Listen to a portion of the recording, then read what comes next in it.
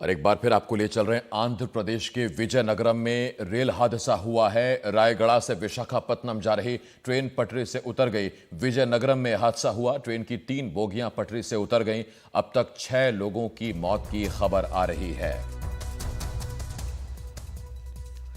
हमारी वरिष्ठ सहयोगी उमा सुधीर इस वक्त हमारे साथ जुड़े हुए हैं, उनके पास चलते हैं। सबसे पहले आपसे समझना चाहेंगे उमा कि हादसा हुआ कैसे और फिलहाल मौके पर क्या स्थिति है।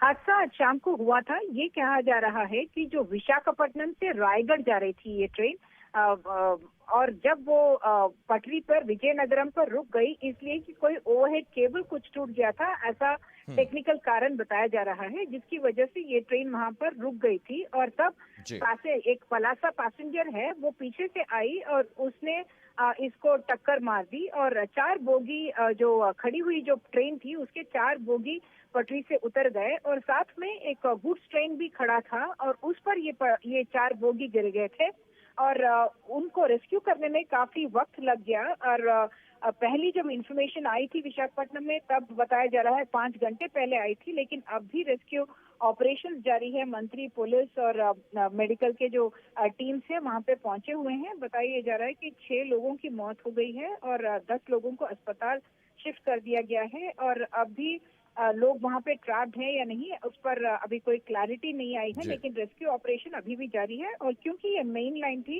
कहा जा रहा है कि विजयनगरम से गुजरने वाले ट्रेन के लिए अब डिले हो रहा है या फिर उनको डाइवर्ट करने की नौबत है। उमा जी, मैं चाहूंगा आप दोबारा इसे दोहरा दें कि 2 ट्रेनों के बीच में टक्कर हुई, क्या दोनों पैसेंजर ट्रेन थी? बताया जा रहा है पहली वाली भी पैसेंजर थी, दूसरी वाली का पहले पलासा एक्सप्रेस बताया गया था, लेकिन अब जो इंफॉर्मेशन दी जा रही है उसमें कह रहे हैं कि पलासा पैसेंजर है। इसमें ओनली एडवांटेज ये है कि दोनों मूवमेंट में नहीं थी, सिर्फ एक ट्रेन मूवमेंट में थी और इसलिए उसका जो इम्पैक्ट, जो मोमेंटम का जो इम्पैक्ट है वो कम रहा होगा और इसलिए 4 जो बोगीज हैं वो डीरेल तो हुई हैं, लेकिन उसका इम्पैक्ट उतना ज्यादा नहीं है जितना हो सकता था अगर दोनों ही मूवमेंट पे होती। लेकिन एक बात साफ है कि जो ईस्टर्न रेलवे में पहले भी हम देख चुके हैं कि ऐसे बहुत एक सीरियस घटना हुई है, एक्सीडेंट हुआ है, जहाँ पे ऐसी ही एक ट्रेन दूसरे ट्रेन पे चढ़ गई थी। और अब इसमें क्या एक्सप्लेनेशन होगा, कहाँ पे सेफ्टी में लैप्स हुआ है, इस बात पर अभी तो क्लैरिटी नहीं आया है। क्योंकि अब तक तो टेक्निकल फॉल्ट बता रहे हैं, लेकिन हुआ एग्जैक्टली क्या था ये इस बात पर अभी तक क्लैरिटी नहीं है। उमा जी, इस रेल हादसे के साथ अब एक बार फिर देश में चर्चा शुरू होगी कि उस कवच सिस्टम का क्या हुआ, जिसका जिक्र पिछले हादसे में हुआ था कि ट्रेनों को कवच सिस्टम से लैस किया जाएगा, जिससे हेड टू हेड कोलिजन से बचा जा सकेगा।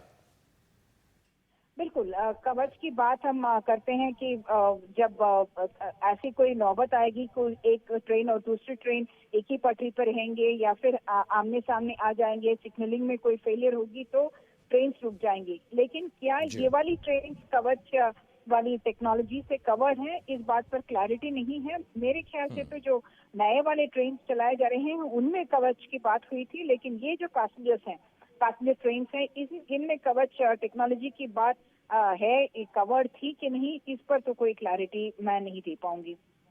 बहुत धन्यवाद है आपका उमा जी। मेरी वरिष्ठ सहयोगी उमा सुधीर इस वक्त इस बड़ी खबर पर हमें जानकारी दे रही थी।